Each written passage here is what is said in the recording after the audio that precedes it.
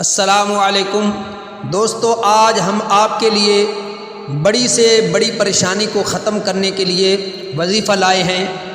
اللہ الصمد کا وظیفہ، اس سے بڑی پریشانی ختم ہو جاتی ہے۔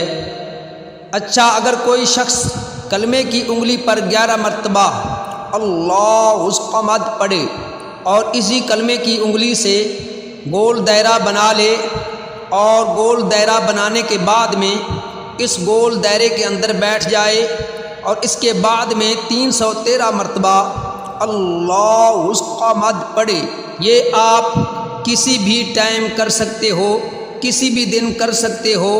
اللہ الصمد 313 مرتبہ پڑھے اور 313 مرتبہ پڑھنے کے بعد میں اول آخر 3 مرتبہ درود شریف پڑھ لے۔